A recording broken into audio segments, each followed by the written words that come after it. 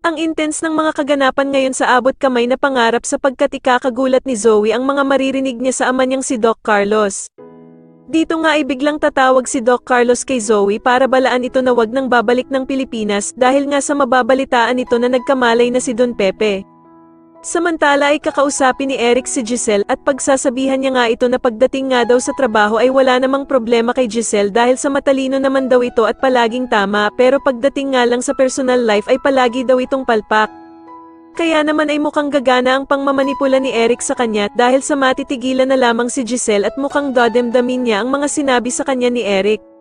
Sa kabilang banda naman matapos ngang matanggap si Justin sa Apex, sa unang araw nga nito bilang HR ay maglilibot ito upang masaulo niya nga daw ang buong ospital.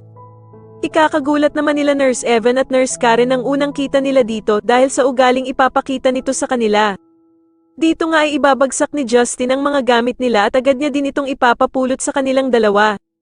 Kaya naman ay magkakatinginan ang dalawa habang pinupulot ang mga bumagsak na gamit at iisipin nga nilang mas masama pa kay Zoe ang ugali ni Justin.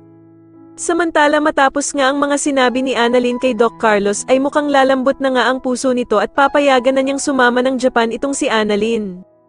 Sa kabilang banda naman matapos ngang malaman ni Doc Carlos na sumama pala ang anak niyang si Zoe kay Moira sa Japan ay agad niyang pagsasabihan ito na wag nang sumama palagi sa ina niya dahil kapag nagising nga daw si Don Pepe ay siguradong madadamay siya.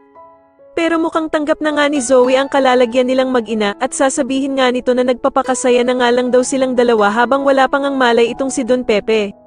Sa tingin nyo dito na nga kaya tuluyang makulong ang mag-inang bruha na Zoe at Moira, mas lalo na nga talagang nagiging exciting ang mga susunod na kaganapan kaya naman ay mas lalo pa nating abangan ang mas lalong gumigandang abot kamay na pangarap. Maraming salamat po sa inyong panonood at sana po ay masubscribe nyo ako. Maraming salamat po.